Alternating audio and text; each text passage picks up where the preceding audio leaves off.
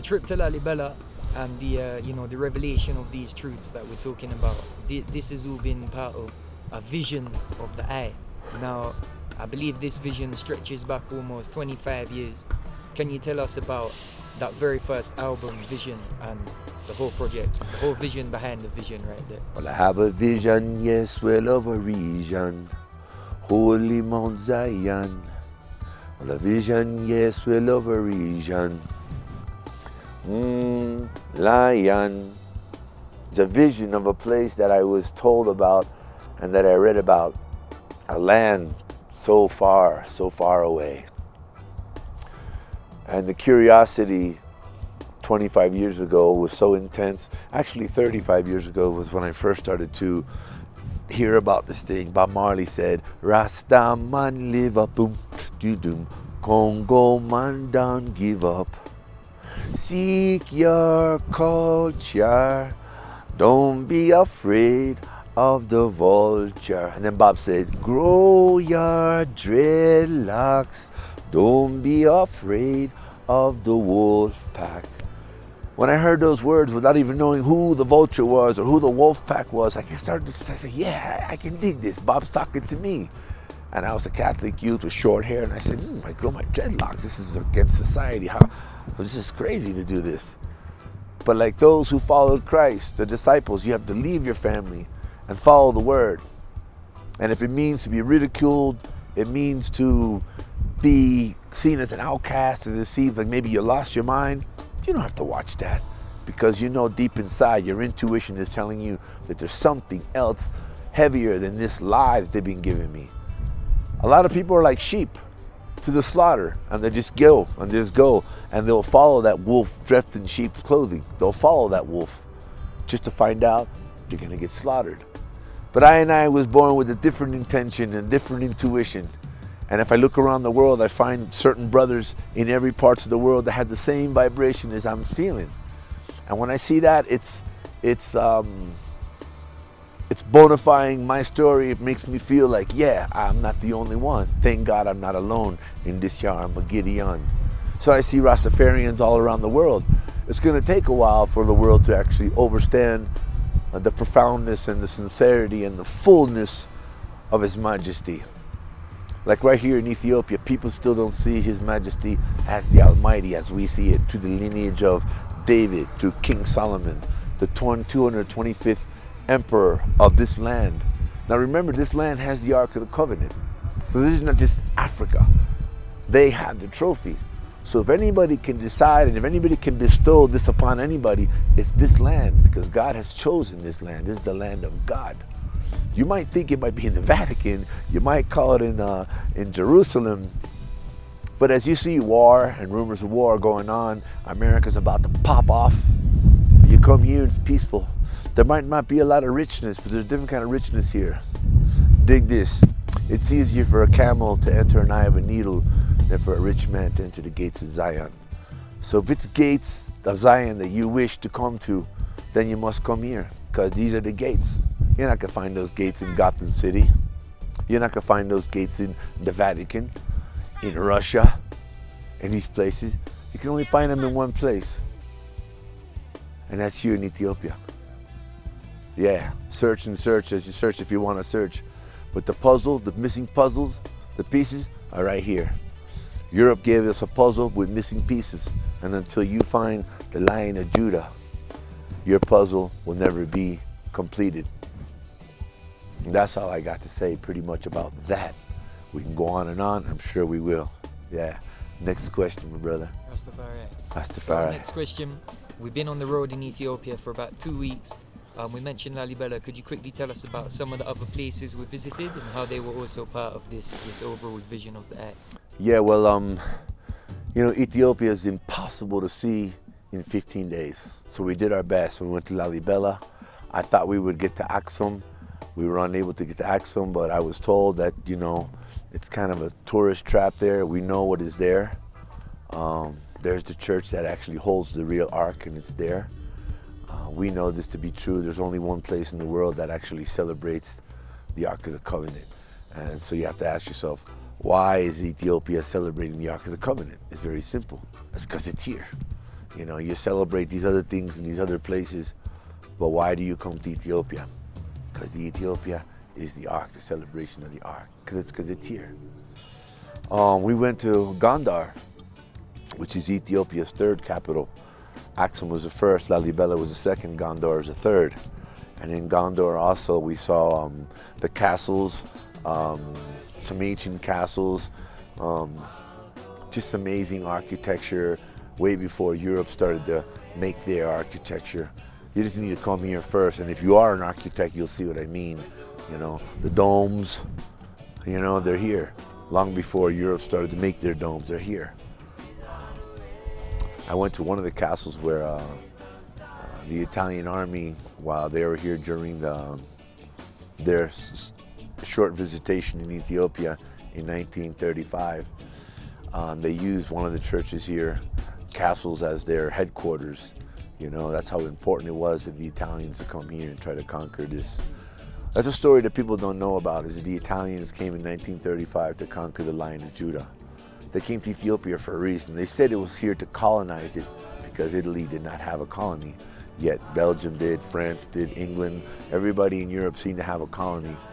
But Ethiopia is still not colonized. So the Italians, with their arrogance, figured that they could come here to Ethiopia and conquer Ethiopia. With the blessing of the Pope, they came to Ethiopia and proceeded to conquer this land for a little while. And there was a real serious Holocaust that was created here, that was caused here by the Italians that people don't want to talk about. There was millions of Ethiopians that were killed here. The Italians came here and chopped heads off and murdered people just because of the fascism agenda. They wanted to conquer Ethiopia. But he who fights and runs away lives to fight another day. So Haile Selassie exiled himself and he went to England for 5 years. And after 5 years, he returned back to Ethiopia to regain his throne. And the Italians were run out. And as we all know, Mussolini and his wife were hung upside down in the Vatican Square. So we know these things. You know, when you do something wrong, the right always must conquer. Good will always conquer evil. So no matter how much you try to fight against God's story, God will always win.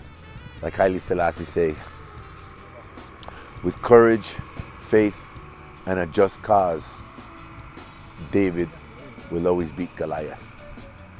Yeah, Rastafari. So you mentioned His Majesty there. You have a lot of music that mentions the King of Kings. Tell us quickly about the importance of knowing Haile Selassie. Well, first off, reggae music. I wanted to address this because reggae music was created in Jamaica.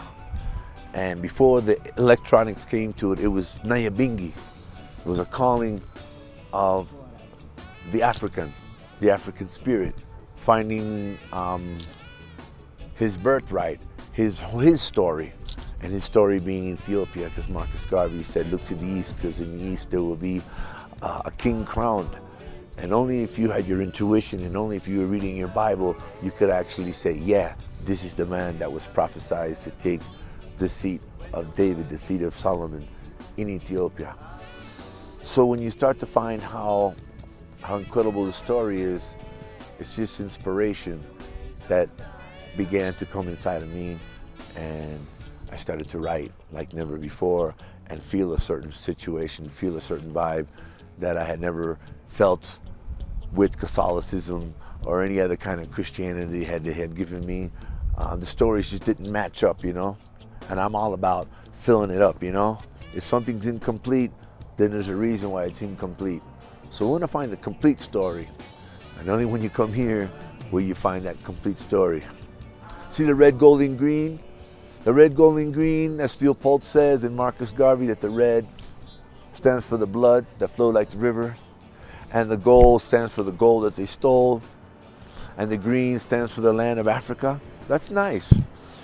But the reality of the red, gold, and green stands for the three sons of Noah, Ham, Shem, and Japheth.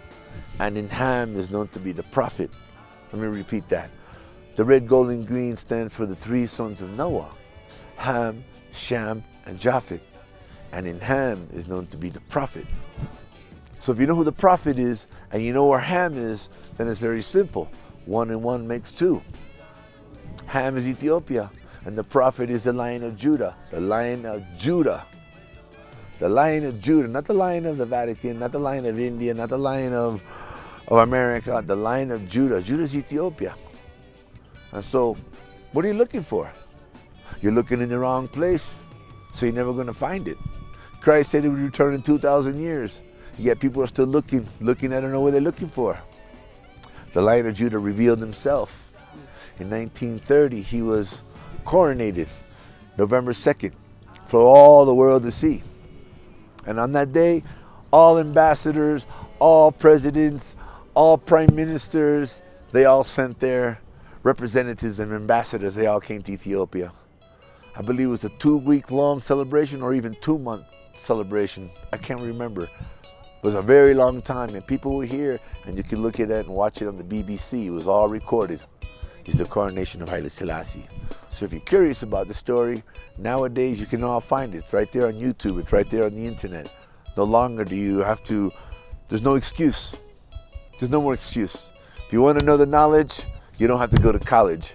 You just open the gates of wisdom, the gates of Zion, and everything will be there for you. Even a baby can understand this, overstand this. So my music is about Christ in his kingly character. Because Christ is my friend, and Christ said he would return, but he would return in a new name, that he wouldn't return like Christ. And his new name would be dreadful to those who do not know him. Rastafari. So when you say Rastafari, it's Rastafari. Ras means head. Tafari means king creator. Head king creator. What a beautiful name. His name is Haile Selassie. That means Haile Selassie means the power of the Trinity. That's his name. The might of the Trinity. It's not the Father, Son, and the Holy Ghost. No. The Trinity is right there. But people want to look in different places, and they manipulate the story. You know, the King James Version. Now, who is King James? He's a white king from England. You think he's going to write a book to benefit the African? To benefit the Indian? To benefit Latin America? No, he's going to write a book that benefits his story. His Anglo-Saxon story. King James Version. And even in King James Version, you will see that many pages were not edited. He would like to take that back. Genesis chapter 2, verse 10, it tells you that there was a river with 4 rivers that makes the Garden of Eden. The first one is the Pison, which compasses the land of Havilah, which now they call Lake Victoria, which is Uganda, which is Kenya, which is Rwanda. That is the source of the White Nile. The Pison. The second river is called the Gihon, which is the Blue Nile, which comes out of the Lake Tana, which is the source of the Gihon. And then they come down where the Sudan is together, and then they go down and make the Nile, ends up in Egypt. But all they teach you about is the Euphrates and the Tigris. You have to ask yourself, why did they teach us in the history books the Euphrates and the Tigris, but in history they didn't teach us about the Gihon and the Pison? But in the Bible, it tells you very plain and clearly, very plain and clearly. Genesis chapter 2, verse 10. It tells you right there, and you can look at it, King James Version, and you'll see the Pison and the Gihon, which compass the land of Ethiopia. It says it. It's the first country or place mentioned in the Bible. There's no Rome mentioned. There's no anything else mentioned. It's Ethiopia that they mention. How is it that Ethiopia got left out of the story? So this is what it's about. Coming back to the land of origin to find out the story is real, and it's not religion. Religion is something man-made. This is reality. This is history. Not his story, but this is history here. And when you don't know about it, that's why the world is out of balance. We're out of balance. We're following something that's fake. It's farce. Its foundation is weak. It has no foundation. Jah loveth the gates of Zion more than all the dwellings of Jacob. These are the foundations that Jah loves. Not those silly foundations in Rio de Janeiro, Ibiza, Gotham City, all these places where you know what's going on, these debaucheries. God doesn't belong in them places. He's not listening. He's listening to his people pray. And his people pray in the highlands. The higher you go is where the prayer is going to be heard. Jah Rastafari. You hear that echo?